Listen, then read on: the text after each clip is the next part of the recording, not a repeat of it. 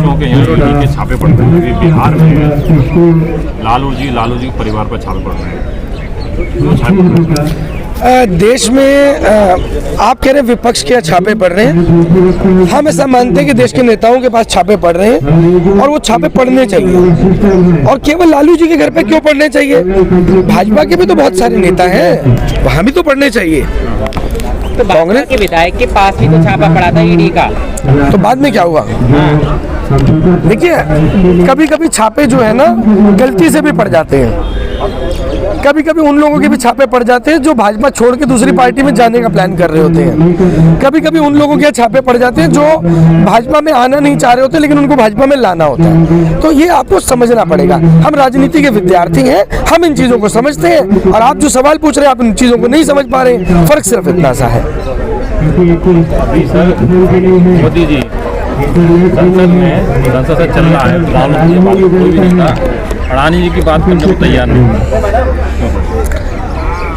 अडानी जी की बात कैसे करेंगे? जो भाषा सरकार को अडानी जी के लिए बोलनी है वो तो बोल रहे हैं।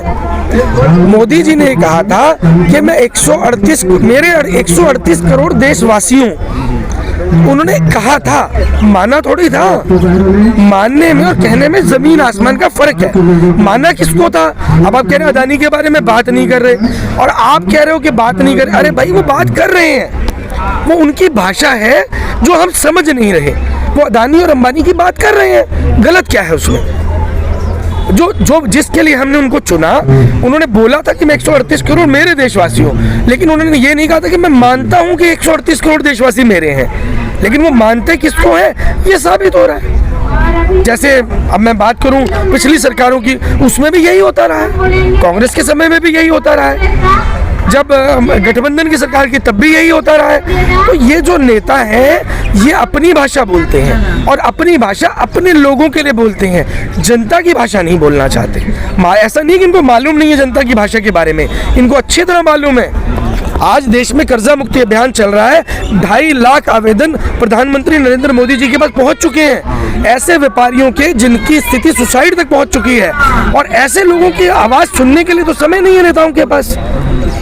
देश में पिछले 1 साल के आंकड़े को आप उठाकर देखो, किसानों के सुसाइड से ज्यादा व्यापारियों के सुसाइड हो चुके हैं। किसानों से देश त्रस्त था, आज जब व्यापारी सुसाइड कर रहा है तो व्यापारी के सुसाइड करने से देश के जो लोगों का रोजगार था वो भी छिन रहा है और जो सरकार का टैक्स का कलेक्शन था वो भी कम होना शुरू हो गया। 2014 से मोदी जी आए हैं जी, देश में विकास ही विकास हो रहा है। हाँ, तो विकास हो रहा है ना, तो समस्या क्या है?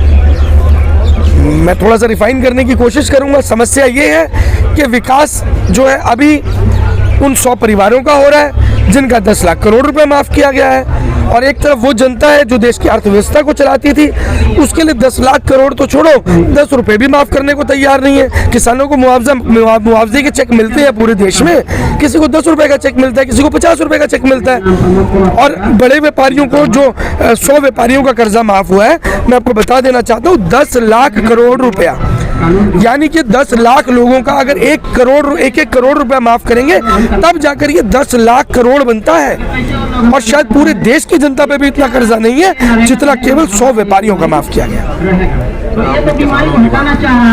जी, किसान लगातार लगभग 1.5 साल तक धरने पर है, किसानों को दोनों ही सर धरने में बैठे। देखिए, ये देश का दुर्भाग्य है। बड़े दुख की बात है कि आज की तारीख के अंदर अन्न देने वाला और देश की सुरक्षा करने वाला दोनों ही लोग जो है वो धरने पर बैठने पर मजबूर हो गए हैं। लेकिन इसके लिए मैं केवल सरकार को दोष नहीं दूंगा। एक कहावत मैंने सुनी थी, मुझे नाम नहीं ध्यान आ रहा कि किसकी कहावत थी, लेकिन मैं बता देना चाहता हूँ, शायद अब्राहम लिंकन की थी कि जनता को नेता वैसे ही मिलते हैं जैसे जनता होती है। आज जनता स्वीकार कर ले कि हमें हिंदू मुस्लिम की लड़ाई नहीं लड़नी, हमें रोजगार की लड़ाई लड़नी है, हमें कर्जे से बाहर निकलने की लड़ाई लड़नी है, हमें भुखमरी को खत्म करने की लड़ाई लड़नी है, तो वैसे नेता मिलने शुरू हो जाएंगे। मोदी जी ने कब कहा था कि मैं रोजगार दूंगा? अरे भाई, वो 2 करोड़ तो जुमला था, जैसे 15 लाख जुमला था। जुमला भी तो होता है ना, वो तो स्वीकार भी कर लिया, हमारे गृह मंत्री जी ने स्वीकार भी किया जुमला था। तो अब ये चाहते हैं कि हर चीज को स्वीकार करके बोले कि जुमला था। अब जनता को समझ जाना चाहिए वो जुमले थे। जैसे 138 मेरे 138 करोड़ देशवासियों, वो जुमला ही था, मानते नहीं है, कहते हैं। जैसा कि अभी आपने कहा कि जनता को नेता वैसा ही मिलता है, आपके यहाँ नेता की क्या परिभाषा है? देखिए, नेता की परिभाषा की अगर हम बात करें, नेता वही होता है जो जन नेता होता है, जन प्रतिनिधि, जो जनता की बात को रखता है, जनता की बात को उठाता है, जनता के बीच में रहता है। लेकिन वो व्यक्ति जो महंगी महंगी 5-5 करोड़ की 10-10 करोड़ की गाड़ियों में घूमता है, जिसको आप ये कहते हैं कि वो नेता है हमारा, उस नेता को जिसको जनता के बीच में आने में डर लगता है, उसे नेता कैसे कह सकते हैं आप? वो नेता नहीं हो सकता।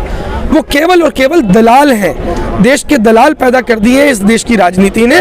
वो दलाल है जो 5-5 करोड़ 10-10 करोड़ की गाड़ियों में घूमते हैं, जिनके बच्चे विदेश में जाकर पढ़ते हैं, जिनको यहाँ के दर्द का नहीं पता कि यहाँ गरीब का बच्चा कैसे सरकारी स्कूल में पढ़ता है। ठीक है।